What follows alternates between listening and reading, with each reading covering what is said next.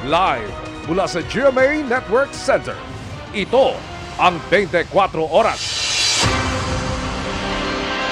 Magandang gabi, Luzon, Visayas at Mindanao. Trahedya ang sinapit sa West Philippine Sea ng tatlong Pilipinong mangingisda matapos may bumangga sa kanilang bangka. Nawasak at tumaob ang kanilang sinasakyan kaya sila natrap habang nasa dagat 1 milya ang layo sa Bajo de Masinloc. Nagtamo naman ng mga sugat ang 11 nilang kasamahan at nakatutok live si Claire Lacanilao ng GMA Regional TV, 1 North Central Luzon. Claire.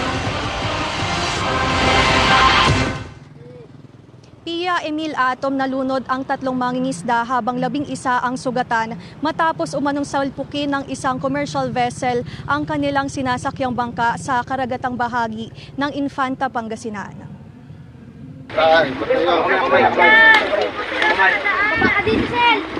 Isa-isang inahon mula sa bangka ang katawan ng mga mangingisdang ito sa Infanta, Pangasinan. Silang tatlong namatay matapos salpukin ng isang barko ang kanilang fishing boat sa dagat malapit sa Bajo de Masinloc o Scarborough Shoal. Ang ilan sa mga katawan may bakas ng pinsalang tinamo dahil sa nangyari.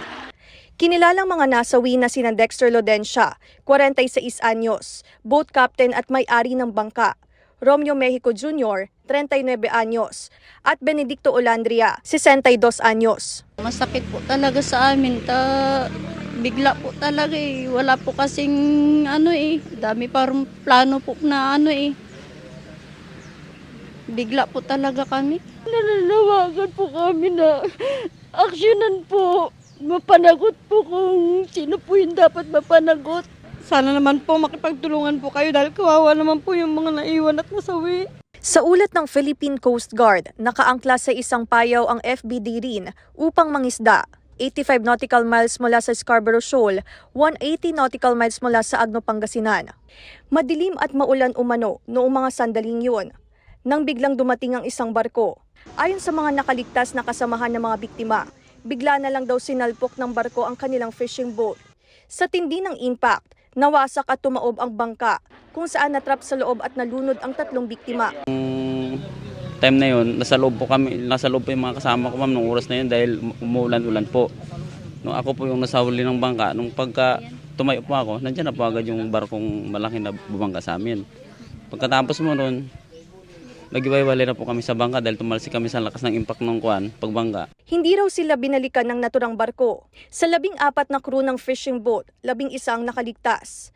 Nagtulong-tulong daw sila na kunin ang katawan ng tatlo nilang kasamahan at pilit inuwi ang mga ito pabalik ng Infanta kung saan sila nanggaling. Desisyon kami uwi yung bangka. Uwi natin yan, sama-sama tayo. Paano natin iwan yung atin yung buhay natin to dito, buhay at sino sa atin. Sama-sama na tayo uwi. Tayo buhay, basta makita ng pamilya. Kaya nga po, hindi malapit na kami dito. Ay, kuya, dito na tayo, kuya. Makikita ka ng pamilya mo, anak mo. Para at paano matulungan ka namin, makita may living ka namin maayos. Awa po sa pamilya ng mga kasama namin. Malilit pa yung mga anak. Sana matulungan po kami. Ma-recover po yung bangka na sinasakyan namin kasi yun po yung kabuhayan namin. Sa ngayon, nasa maayos na kalagayan 11 nakaligtas. Nananawagan ang mga kaanak na sana'y matukoy ang barko na bumangga sa bangka ng mga biktima.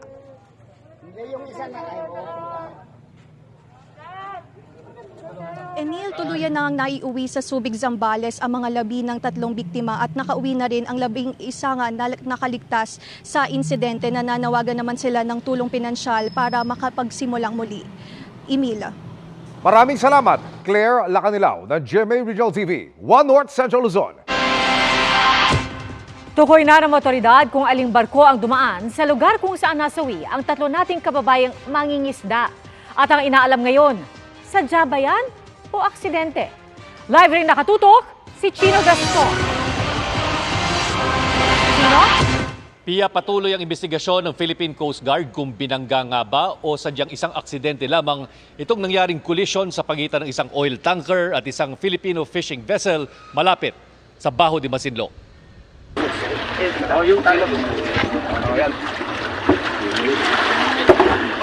Dahil biglang nangyari sa kasagsagan ng masamang panahon at dahil madilim noon, hindi na raw batid ng mga mangingisda kung ano ang nakabangga at nagpataob sa kanilang bangka na ikinasawi ng 3 nilang kasama. Pero sa monitoring system ng Philippine Coast Guard, nakitang ang MV Pacific Ana lang ang nag-iisang barkong dumaan sa lugar ng tumaob na fishing boat na FBD rin. So itong house ko na ito, dito yung reported na incident area. Sige sir. So if i-play back natin sir, walang ibang dumaan dyan, si Pacific lang. Pacific Ana. Ang inaalam ngayon ng Coast Guard ay kung sadya ba o hindi ang pagbangga ng oil tanker sa bangka ng mga biktima na nangingisda sa loob ng Exclusive Economic Zone ng Pilipinas. Inaasahan daw na lalabas ito sa ikinakasan nitong investigasyon. Gayon din kung sadyaring iniwan at hindi tinulungan ang mga mangingisda. Mahirap magturo sa kasalukuyan, hindi po dapat tayo magturo muna. Kailangan matapos ng mabilis at extensive yung ating investigation. At yan naman po ang ginagawa natin. Collision kasi to, we need to get both sides para malaman natin. Nakausap na ng Coast Guard ang mga nakaligtas na mangingisda at sinisikap namang makontak ang mga may-ari ng barko na rehistrado sa Marshall Islands at bumibiyahe mula South Korea papuntang Singapore. Nangako na si Pangulong Bongbong Marcos na pananagutin ang mga may sala kasabay ng pagpaabot ng pakikiramay sa mga naulila. Nakikiramay rin ang Department of Foreign Affairs na hinihintay raw ang resulta ng investigasyon ng Coast Guard bago maglabas ng pahayag ukol dito. Nagpaabot din ng pakikiramay ang mga senador. Parang hit and run incident yan eh. Kung hindi pumigil itong barko na to, halatang-halata na talaga there was a disregard for human life and disregard for the rule of law, particularly on the UNCLOS. Pia, bukod sa inilunsad na investigasyon ng Philippine Coast Guard, balak din nilang ipagbigay alam sa next port of call, yung susunod na dadaungan nitong oil tanker para yung mga otoridad doon mismo ang aakyat ng barko, kausapin ng crew para malaman kung ano talaga ang tunay na nangyari. Pia. Maraming salamat, Chino Gaston. Binawi ng Pangulo ang price cap o limitasyon sa presyo ng bigas. Pinangalanan din niya ang mga kumpanyang inirereklamo kaugnay ng rice smuggling umano. Nakatutok sina Cedric Castillo at Ian Cruz. Sa pamamahagi ng nakumpiskang smuggled na bigas sa 1,000 4-piece beneficiary sa Taguig, pinangalanan ni Pangulong Bongbong Marcos ang mga inireklamo kaugnay sa pagpupusit ng bigas sa bansa. Ang San Pedro Warehouse, ang Blue Sakura Agri-Grain Corporation, ang FS Ostia Rice Mill, ang Gold Rush Rice Mill ay kasalukuyang haharap sa patong-patong na mga kaso dahil sa kanilang mga ginagawa.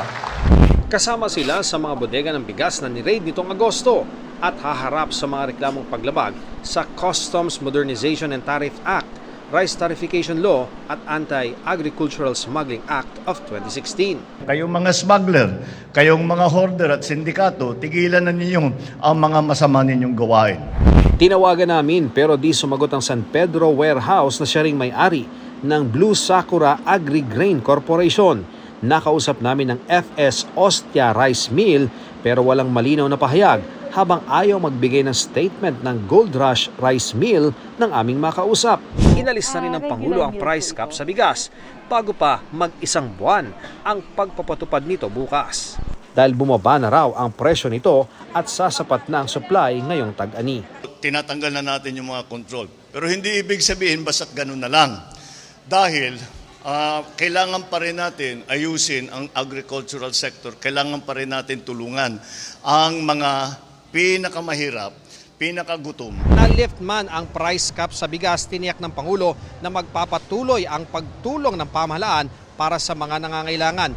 Ang pangailangan sa bigas lalong lama sa sinapit ng isang benepisyaryo ilang sandali matapos umalis ang Pangulo.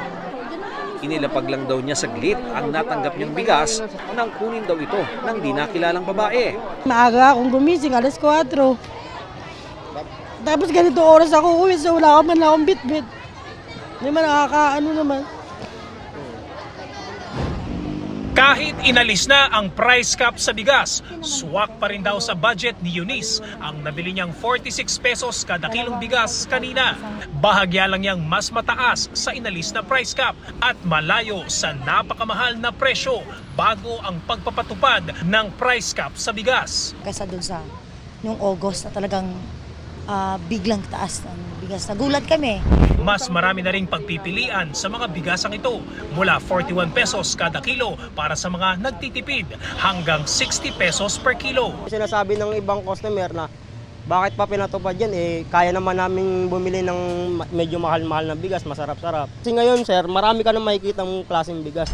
Tapos na rin daw ang pamimiligro ng puhunan ng retailer na si Margie. Kasi bigla-bigla, tapos ang puhunan pa, ang bentahan is 54, tapos ang puhunan namin 52, ganun. Tapos ibibenta ng 45, tapos 41. Pero pangamba raw niya at ng kanyang mga suki. Baka naman kasi mamaya pag tinanggal din naman, nilift na rin nila, bigla na naman tataas. Huwag naman na sana.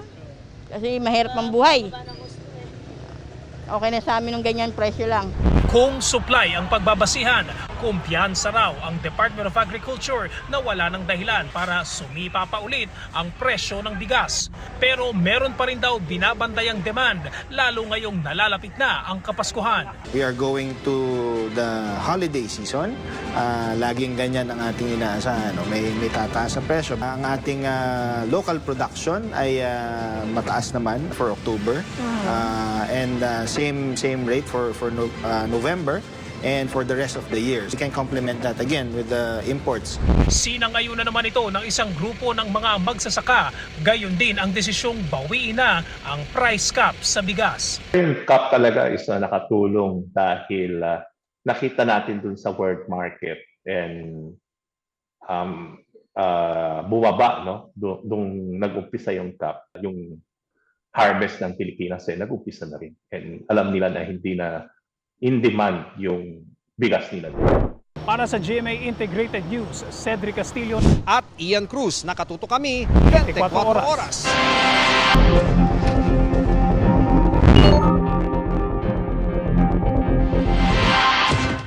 Halos magbangga na naman kanina ang barko ng China at ang resupply boat ng Pilipinas para sa mga sundalo sa Ayungin Shoal. Ang video ng tangkang pagharang, tinutukan ni Mav Gonzalez. Sa videong inilabas ng Senate President na galing sa Philippine Coast Guard, makikita ang Coast Guard vessel sa kanan na tila biglang nagminor at huminto matapos harangan ng China Coast Guard. Sa malapitan, kitang halos magbanggaan sila habang napapaligiran sila ng mga Chinese militia fishing boats. Pagpunto ng Senate President, dangerous maneuvers ang ginawa ng China sa loob mismo ng exclusive economic zone ng Pilipinas. Nang ikasa ng Philippine Coast Guard ang paghahati nito ng supply sa Ayungin Shoal kaninang tanghali. Pasado 1:00 ng hapon, nakapasok sa loob ng Ayungin Shoal ang dalawang resupply vessel. Bago mag 6:00 ng gabi naman, natapos na ang resupply mission o pagdadala ng mga pagkain at gamit at iba pang supply sa mga sundalo ng nakasadsad na BRP Sierra Madre. Kaya pabalik na ng Palawan ang dalawang resupply boat at dalawang barko ng Philippine Coast Guard. Base sa automatic identification system na ginagamit ng security analyst na si Ray Powell, dumami pa ang sasakyan ng China Coast Guard at ang Chinese militia fishing boats na nangharang sa mga resupply vessel at ibang bangka ng Philippine Coast Guard. Na-monitor din doon na mula sa Bina Shoal ay binuntutan na ng Chinese Coast Guard ang mga barko ng Pilipinas simula kaninang madaling araw. May mga barko rin ang China na dumating galing sa Mischief Reef para harangan ang mga barko ng Pilipinas. Sinusubukan pa naming hinga ng payag ang China pero wala pa silang tugon. Pero nauna na silang nanindigang bahagi ng teritoryo nila ang buong South China Sea kasama ang West Philippine Sea, bagay na sinabi ng Arbitral Tribunal na mali at walang basihan. Para sa GMA Integrated News, Mav Gonzalez, nakatutok, 24 oras. Good evening mga kapuso! Tonight is the night sa pagsasama-sama ng mga bigating bituin ng 5 breakups and a romance. Bukod sa cast, kasama nila ang ilang GMA executives para saksihan ang world premiere ng kanilang official trailer. Ang ganap sa Mala Hollywood na red carpet sa Studio 7, ichichika live ni Aubrey Carampel. Aubrey! Iya, at sa mga ka-group study ko dyan, pangmalakasan nga ang nagaganap na red carpet premiere at world premiere ng official trailer ng 5 Breakups and a Romance dito sa GMA Network Studio 7. Very exciting ang gabing ito dahil tonight din ang world premiere ng official trailer. Kanina, nakita na nating dumating at lumakad sa red carpet ang ating kapuso executives at producers ng pelikula sa pangunguna ni GMA Network Senior Vice President Attorney Annette Gozon Valdez, Founder and President of Cornerstone Entertainment Inc., Erickson Raimundo, First Vice President for Program Management Joey Abacan, Senior Vice President Corporate Strategic Planning and Business Development and Concurrent Chief Risk Officer and Head Program Support Department Reggie C. Bautista, Senior Vice President, Head of GMA Integrated News, Regional TV and Synergy Oliver Victor B. Amoroso, Senior Vice President, GMA Pictures Nessa Valdelion, Vice President, Corporate Affairs and Communications Angela Carmela J. Cruz, Sparkle Senior Talent Manager Tracy Garcia.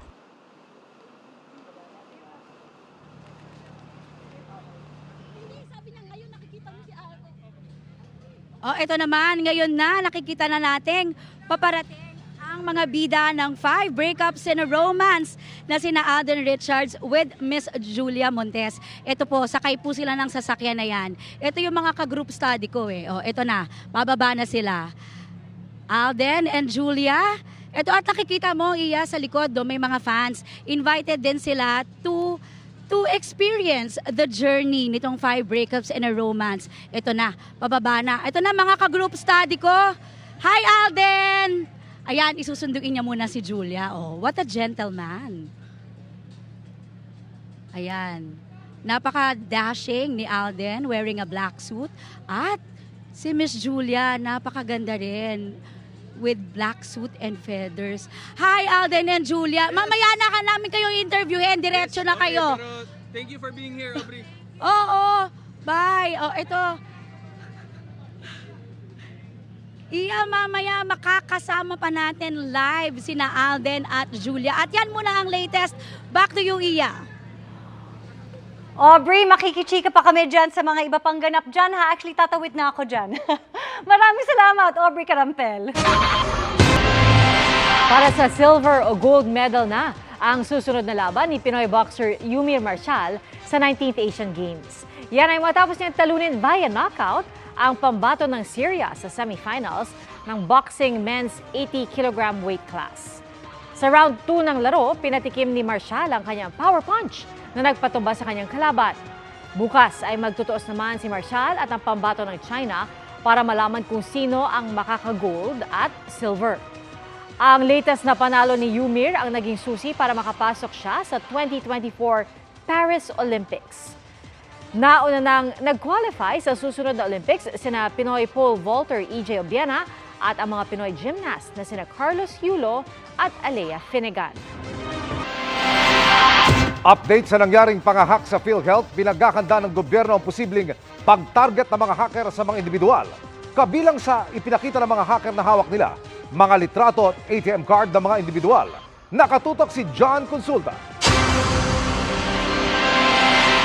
Natapos ang palugit ng Medusa Ransomware Group kahapon nang di nagbibigay ng halagang katumbas ng 17 million pesos ang PhilHealth.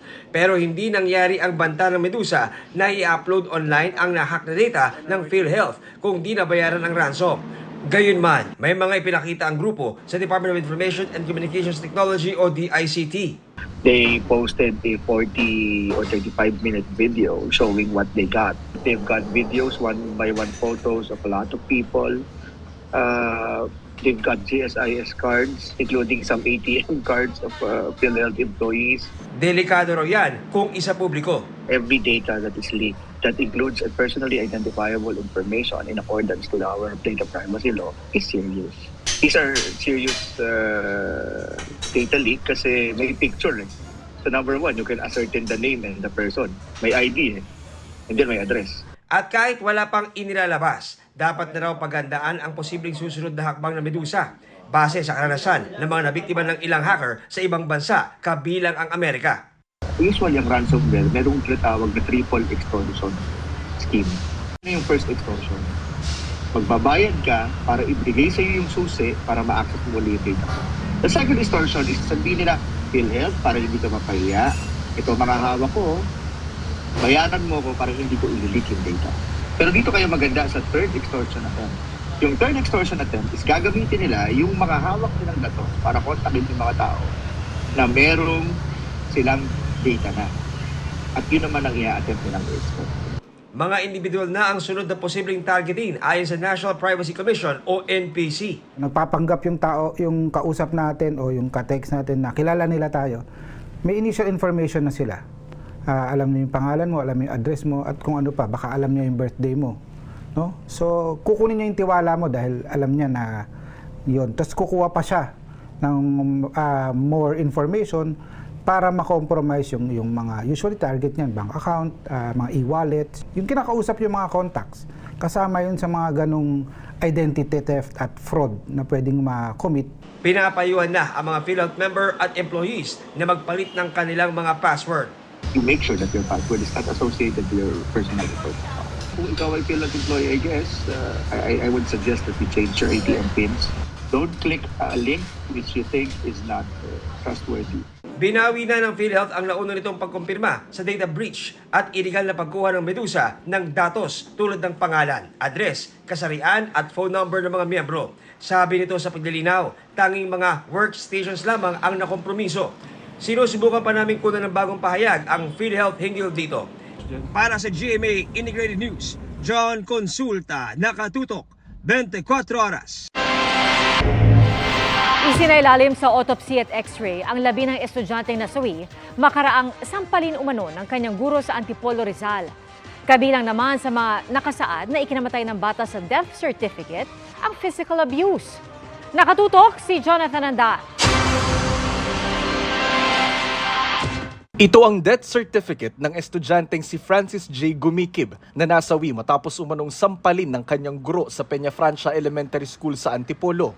Global brain edema o pamamanas ng utak ang lumabas na dahilan ng pagkamatay ni Francis. Nakitaan din siya ng pagdurugo sa utak, presumptive pulmonary tuberculosis at child physical abuse. Pero sabi ng nanay, wala siyang alam na sakit ng kanyang anak bago ang insidente.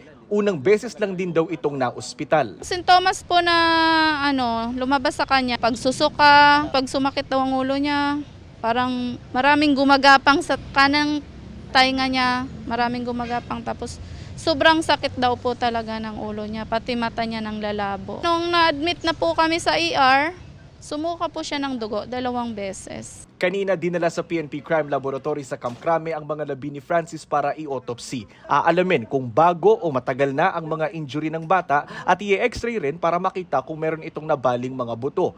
7 araw ang bibilangin bago makuha ang opisyal na resulta ng autopsy na siyang gagamitin ng Antipolo Police para mapatibay ang isasampang reklamo laban sa guro. Nagkakaroon ng case build up po ngayon. Kung mapag-alaman po natin na may diretso na connection yung pagbubuhat ng kamay ng teacher sa pagkamatay po ng bata, at magpapile po kami ng complaint na homicide in relation to Republic 7610 po o yung anti-child abuse. Kahapon, bumisita sa punerarya ang ilang guro at principal ng Peñafrancia Elementary School para makisimpat siya sa mga kaanak ng namatay nilang estudyante. Hindi kasama rito ang teacher na nanakit umano kay Francis. Pero sabi ng principal, gusto raw sana ng teacher na makausap ng personal ang magulang ng bata. Umiiyak daw po ang teacher, sobrang pagsisisi. Sana po, wag niya na pong uulitin na yung pananakit sa ibang estudyante. Kung sakaling hindi niya man po ito sinasadya, wala din po akong magagawa, tuloy pa rin po ang kaso. Ang pangambalang daw ni Nanay Elena, baka hindi na makita ang guro kapag gumulong na ang kaso.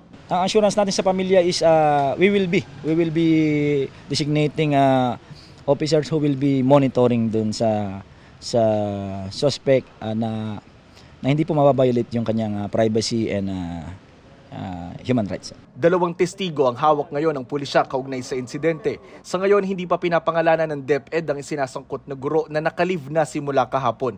Magpapaabot na sila ng tulong pinansyal sa pamilya at nagsimula ng mag-imbestiga ang fact-finding team. Nananatiling bukas ang GMA Integrated News sa panig ng guro. Para sa GMA Integrated News, Jonathan Andal, nakatutok, 24 oras. Latest naman tayo sa Bagyong Jenny. Stranded ang maraming turista sa Batanes kung saan itinaas ang signal number 3. Habang sa Cagayan, pinangangambahan ng pinsalang posibleng idulot ng malalaking alon. Nakatutok live si Jasmine Gabriel Galban. Jasmine! Emil, maghapon pa rin naranasan ang epekto ni Bagyong Jenny dito sa bayan ng Santa Ana. Bagyo, lagi niyong binabantayan ang dagat, ma'am? Oo, ma'am. Dahil? Nasa malakas na alon, ma'am. Nakakatakot, ma'am. Ang kinatakutan lang namin dito, ma'am, yung alon. Pero yung hangin, hindi namin kasi umaabot dito sa namin yung mga bahay dito. Nabalot ng pangamba ang mga nakatira sa coastal barangay ng Santa Ana, Cagayan dahil sa banta ng daluyong. Malakas kasi ang hangin at naglalakihan pa rin ang along humahampas sa kanilang baybayin dahil sa Bagyong Jenny. Pagtitiyak naman ng PDRRMO tungkol sa pinangangambahang storm surge. So far, wala pang nilalabas na advisory ang DOST Pag-asa and Tipo. Patuloy rin daw ang pakikipag-ugnayan nila sa mga opisyal ng Calayan Islands. Pabugso-bugso lang yung ulan, ma'am, pero yung hangin medyo parang malakas. Sa ngayon, wala naman daw matinding epekto ang Bagyong Jenny sa lugar. Nakamonitor din ng PCG sa mga mangingisda sa probinsya para matiyak na walang maglalayag habang nasa PAR pang Bagyong Jenny. Makulimlim at nakararanas lamang ng bahagyang pag-ulan sa Batanes. Pero dahil nakataas ang signal number 3 sa ilang lugar sa probinsya, sinuspende muli ang klase. Kanselado rin ang flight sa Batanes. May mga local turista yung na-stranded din sa Kaptang, pero okay naman po sila sa ngayon, nakamonitor po kami doon at patuloy naman po ang tulong na binibigay sa kanila habang nandun sila. Dahil wala na po kasing binibiyahing bangka. Ipinatutupad pa rin ang no sailing policy, kaya nanatiling walang biyahe sa lahat ng isla. Ayon sa PDRRMO, sapat ang supply ng diesel para sa supply ng kuryente hanggang sa susunod na buwan.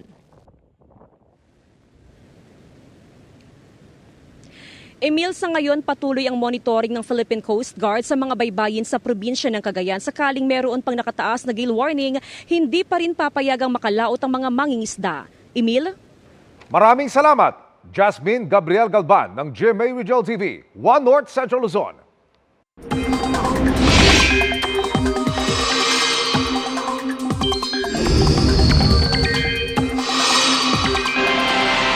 Mga kapuso, ang maghahati ng lagay ng panahon ngayong gabi, isa sa mga weather presenter ng GMA Integrated News Weather Center, walang iba kundi si Katrina Son. Magandang gabi sa iyo, Katrina! Thank you, Pia, at magandang gabi mga kapuso. Bahagya pang lumakas ang Bagyong Jenny kaya doble ingat po, lalo ng mga kapuso natin sa Hilagang Luzon na direktang mararanasan ang hagupit nito. Sa ngayon, nakataas pa rin ang signal number 3 sa northern portion ng Batanes, habang signal number 2 naman sa nalalabing bahagi ng probinsya. Signal number 2 rin sa northern portion ng Babuyan Islands at signal number 1 sa nalalabing bahagi nito, gayon din sa northern portion ng mainland Cagayan, northern portion ng Apayao at northern portion ng Ilocos Norte. Mga kapuso, paalala po ha, magiging maalon at delikadong pumalaot sa seaboards ng Batanes, Cagayan kasama ang Babuyan Islands, Isabela at Ilocos Norte. Kaya anumang laki o liit ng inyong sasakyang pandagat, huwag na pong pumalaot para iwas disgrasya. Ayon sa Pag-asa, huling namataan ang Bagyong Jenny, 155 kilometers north-northeast ng Itbayat, Batanes. Taglay nito ang lakas ng hangin na 155 kilometers per hour at pagbugso na abot sa 190 kilometers per hour. Kumikilos yan westward sa bilis na 15 kilometers per hour. Sa forecast track, bukas ng umaga posibleng maglandfall sa southern portion ng Taiwan ang Bagyong Jenny. Sa hapon o sa gabi naman inaasahang lalabas ng Philippine Area of Responsibility. Magkaganon man, huwag pa rin pong magpapakasiguro at magdala ng pananggalang sa ulan gaya ng payong at kapote dahil palalakasin pa rin ng bagyo ang hanging habagat at localized thunderstorms. Base sa datos ng Metro Weather, umaga pa lang maulan na sa Basco, Batanes. Dito sa Maya, Ilocos Region, Central Luzon at Mimaropa, may ulan din sa Cagayan kung saan naitala ang magnitude 5.7 na lindol. Kaya maging alerto po dahil posible ang landslide dulot ng paggalaw ng lupa. Sa hapon naman, may heavy to intense rains sa Palawan, Mindoro at Bicol Region. Sa Metro Manila naman, buong araw, may tsansa ng kalat-kalat na pagulan, kaya maging handa po kung kayo ay may lakad o ganap. Sa Visayas, umaga pa lang, may ulan na sa Panay Islands. Pagdating ng hapon, may heavy to intense rains na riyan. Halos buong Visayas rin ang uulanin, gaya sa Samar, dito sa may Cebu at Bohol. Sa Mindanao, walang ulan sa umaga. Pero sa hapon, may kalat-kalat ng ulan sa Northern Mindanao, Sorsogon at Davao Region. Huwag pong mag-alala dahil mababawasan naman yan pagsapit ng gabi. At yan ang latest sa lagay ng panahon. Ako si Katrina Son para sa GMA Integrated News Weather Center. Maasahan anuman ang panahon. Nahuli ka mang puwersahang pagpasok at paninira ng mga gamit sa loob ng isang bahay sa China. Pero ang mga salarin hindi tao kundi mga elepante.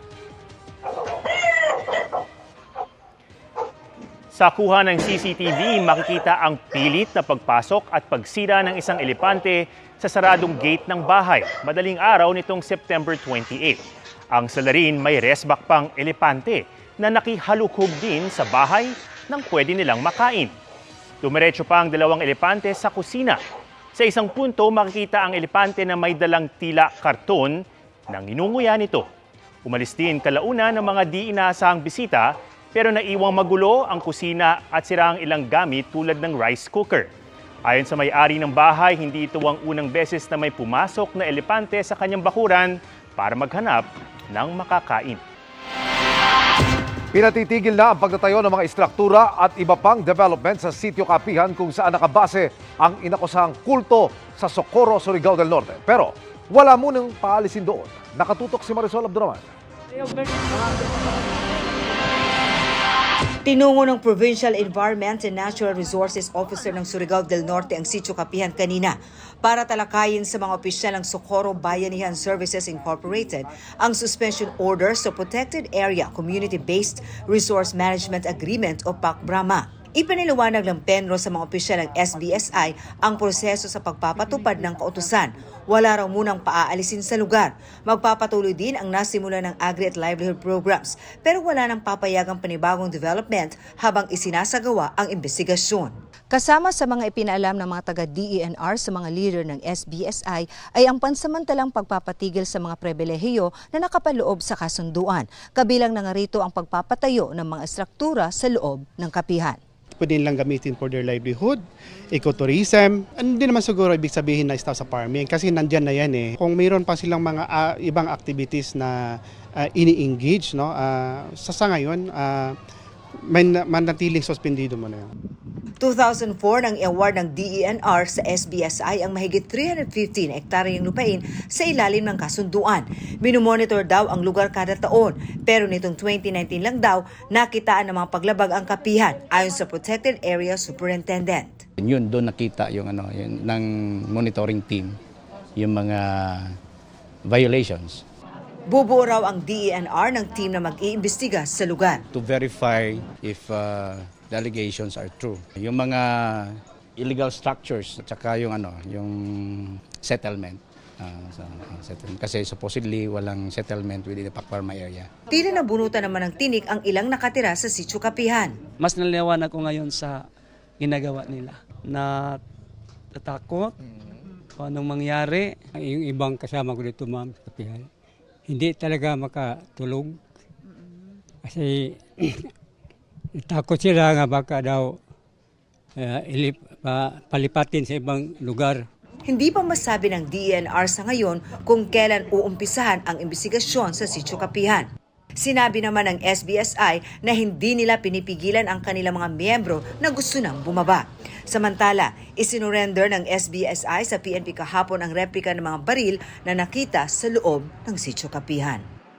Mula rito sa Socorro, Surigao del Norte, para sa GMA Integrated News, Marisol Abduraman. Nakatuto, 24 oras. Chika in a minute! Mabilis na chikahan tayo para updated sa showbiz happenings. Memorizing mo to! Pagmamahal at hindi pagmamalupit ang paraan para makinig ang mga bata. Pagtutuwid at hindi pananakit ang kailangan para matuto sila. Pinuri ng Save the Children Philippines ang eksenang yan ni na Barbie Fortes at David Licauco sa maging sino ka man. Pagpapakita raw ito ng positive and non-violent parenting approach na mas makabubuti sa mga kabataan. Nag-courtesy call si Binibining Pilipinas International Nicole Borromeo kay Japanese Ambassador Koshikawa Kazuhiko. Bukod sa ugnayan ng dalawang bansa, napag-usapan din ang advocacy ni Nicole about mental health and homes for all na dadalhin niya sa Miss International stage this October 26. From one beauty queen to another, ikinasal na si Sparkle and Magandang Dilag star Maxine Medina sa kanyang non-showbiz hubby na si Tim Iliana. One blooming bride si Maxine sa photos ng Miss Universe Philippines Creative and Events Director Jonas Gafford. Congratulations, Maxine! Samantala, kaugnay sa ginawang pagpapauwi ni Sorsogon Governor Boboy Amor sa OPM ban na kamikaze, sinubukang kunin ng GMA Integrated News ang kanilang panig sa isa nilang gig. Pero hindi sila humarap sa aming team. Nakakulong ngayon ang Pinoy drag queen na si Pura Luca Vega. Kaugnay pa rin niya ng kaso dahil sa viral performance kung saan nakabihis na Zareno siya. Nakatutok si Rafi Tima.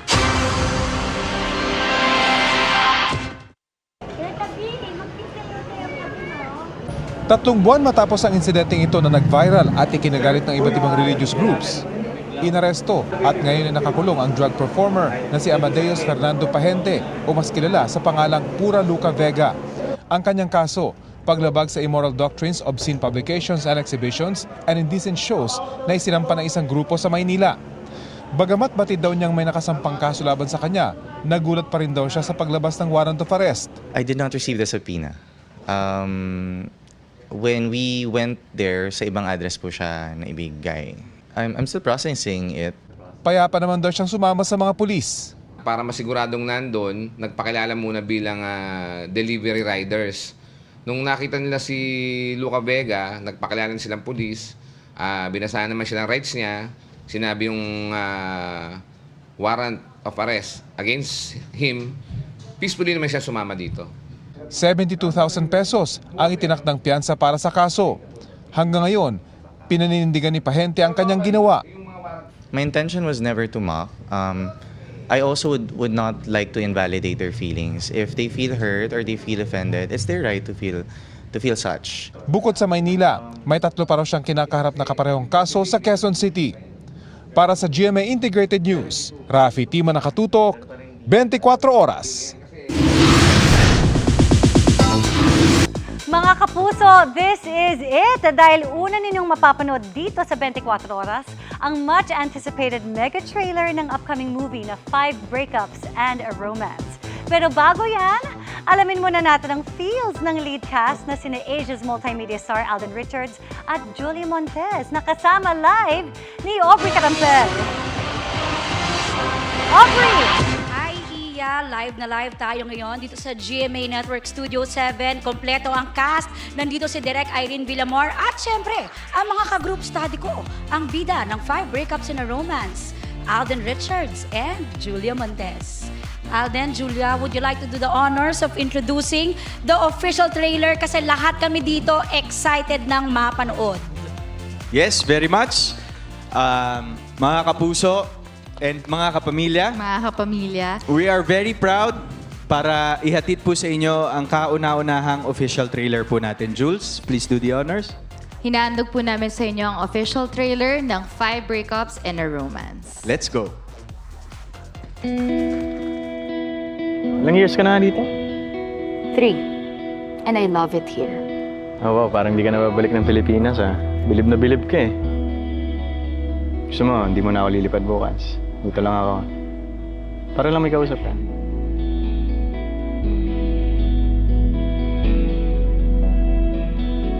Hindi ko talaga gets eh. Ano bang balak mo? Bakit mo ginagawa to? Gusto kita. Wala ka talaga naramdaman?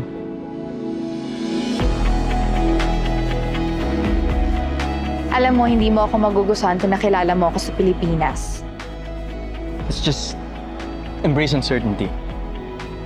Hindi mo kailangan may plano agad, di ba?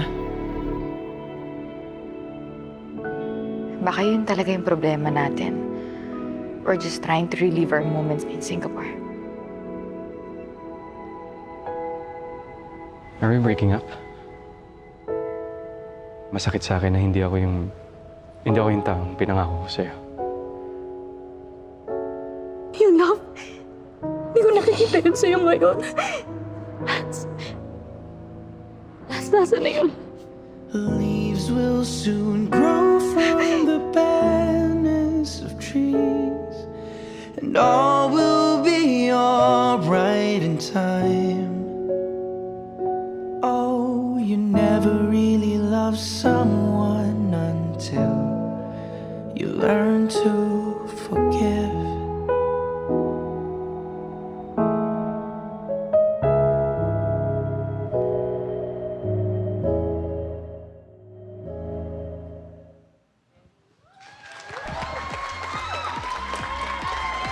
Ayan na!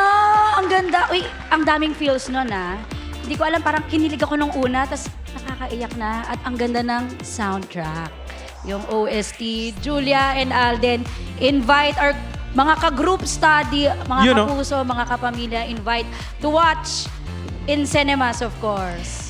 Gaya po ng lagi namin sinasabi mula po sa aming puso, iniimbitahan po namin kayo, mga kapuso, mga kapamilya at aming mga ka-group study.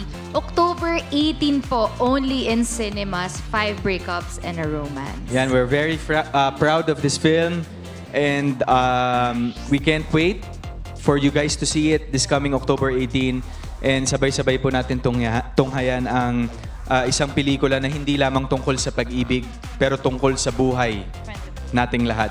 So October 18 po, only in cinemas.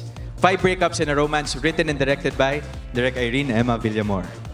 Ayan, nandito si Direk Irene. Ang ganda, Direk Irene. Congratulations. O, ayan muna, Iya. Kasi nga, itutuloy na namin yung group study namin dito. At hindi nila ako sinabihan, kailangan mag-block. Hindi na natapos yung group study natin, market pa lang. Back to you, Iya. Pasok pala ako sa group study na yan. Ako pala yung pasok sa group study kasi ako naka-black. Maraming salamat, Aubrey. Grabe. Nabitin ako. Parang gusto kong panoorin ulit. Nanggaling kami sa... Ay! Biglang... parang biglang bumigat ang feeling. Sabay-sabay natin abangan yan, mga kapuso. Maraming salamat again, Alden and Julia. At maraming salamat ulit, Aubrey Caramped.